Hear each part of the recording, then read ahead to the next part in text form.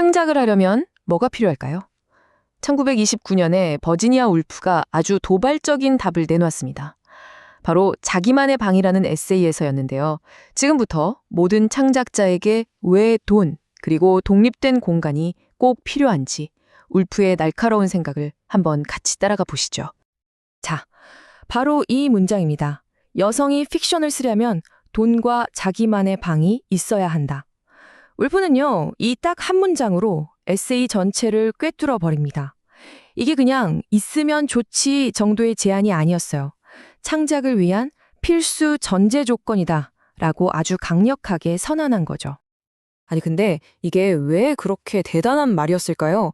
당시 시대 배경을 좀 알아야 해요. 이게 영국에서 여성이 남성이랑 똑같이 투표권을 갖게 된 지 딱 1년밖에 안 됐을 때 나온 말이거든요. 심지어 그때는 여성이 가진 재산도 법적으로는 남편 거였어요. 이런 시대에 여성이 경제적으로 또 공간적으로 독립해야 한다고 외쳤으니 와, 정말 급진적인 생각이었던 거죠. 근데 울프는 그냥 이게 정답이야 하고 딱 잘라 말하는 게 아니에요. 자기가 어떻게 이런 결론에 이르게 됐는지 그 생각의 과정을 우리한테 다 보여주거든요. 마치 탐정처럼요. 그리고 그 모든 탐구는 바로 그녀 자신의 경험에서 시작됩니다. 자, 울프는 메리 비턴이라는 가상의 인물을 내세워서 이야기를 시작합니다. 메리가 옥스브리지라는 옥스퍼드와 케임브리지를 합친 거겠죠? 아무튼 이 가상의 명문대학 도서관에 들어가려고 하는데 경비원이 딱 막아서는 거예요. 여성은 들어올 수 없습니다 하면서요. 이 짧은 장면 하나가 당시의 여성들이 어떻게 지식과 학문의 세계에서 철저히 배제됐는지를 아주 상징적으로 보여주는 거죠. 그리고 이 두 가지 식사 이야기는 정말 기가 막힙니다. 남성 대학에서는요, 막 넙치에 자고새 요리, 고급 소스랑 와인까지 나오는 호화로운 오찬을 즐겨요. 그런데 여성 대학의 저녁 식사는 어땠냐? 묽은 수프에 그냥 평범한 소고기, 딱딱한 비스킷에 물이 전부입니다. 이게 단순히 오늘 뭐 먹었나 자랑하는 게 아니에요. 바로 이 물질적인 차이가 어떻게 생각하고 창작할 힘까지 빼앗아가는지를 정말 생생하게 보여주는 장치인 겁니다. 그래서 울프가 이런 말을 남깁니다. 저녁 식사를 잘하지 못하면 사색을 잘할 수 없고 사랑도 잘할 수 없으며 잠도 잘 오지 않는다. 정말 명쾌하죠. 결국 지적인 활동, 창의적인 활동이라는 게 결국에는 잘 먹고 잘 사는 그런 물질적인 기반 위에서나 가능하다는 거예요. 배고프고 마음이 불편한데 어떻게 위대한 예술이 탄생하겠냐는 거죠. 정말 뼈 때리는 통찰입니다. 자, 이제 울프는 이 에세이에서 가장 강력하고 또 어쩌면 가장 마음 아픈 부분으로 우리를 데려갑니다. 역사와 천재성에 대해서 정말 근본적인 질문을 던지는 아주 유명한 사고 실험을 시작하거든요. 그 질문은 바로 이겁니다. 만약에 셰익스피어한테 그와 똑같은 천재성을 가진 누이가 있었다면 과연 그 누이는 어떻게 됐을까?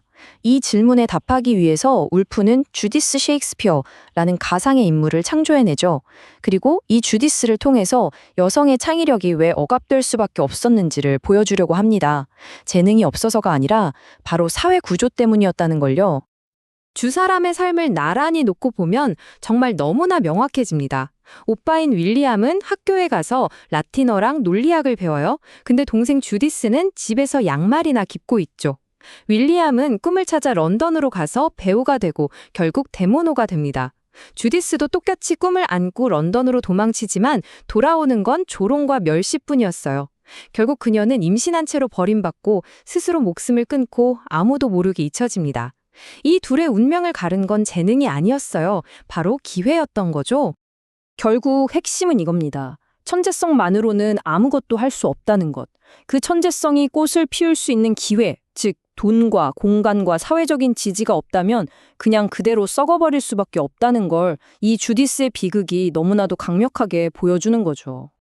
자, 지금까지는 돈과 공간이라는 외부적인 조건에 대해 이야기했잖아요. 이제 울프는 한 걸음 더 나아가서 창작하는 사람의 내면, 즉 정신 상태에 대한 이야기로 초점을 옮깁니다. 그리고 여기서 아주 흥미로운 개념을 하나 제시해요. 그게 바로 엔드로지너스 마인드, 우리말로는 양성적 마음입니다. 이게 뭐냐면 창의적인 정신은 나는 남자야, 나는 여자야 하는 식으로 한쪽에 치우쳐서는 안 된다는 거예요.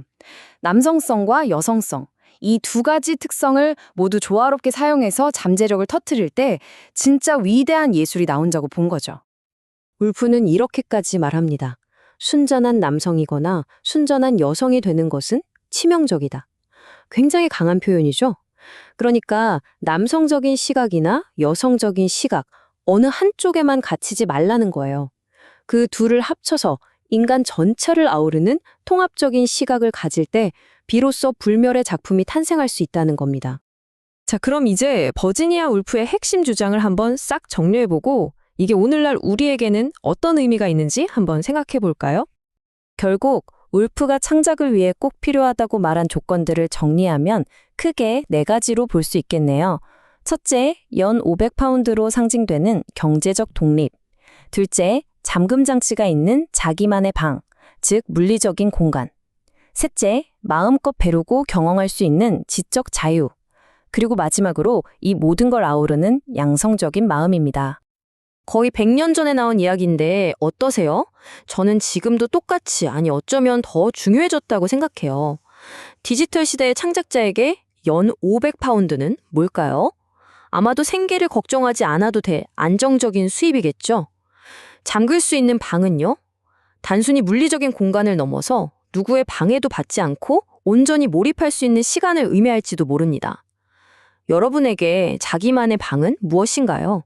이 질문을 한번 진지하게 생각해 보시면 좋겠습니다.